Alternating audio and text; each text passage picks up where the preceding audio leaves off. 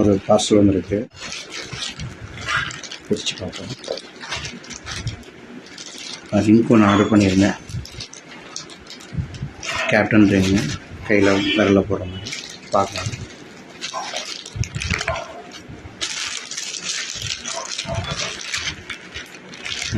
சபா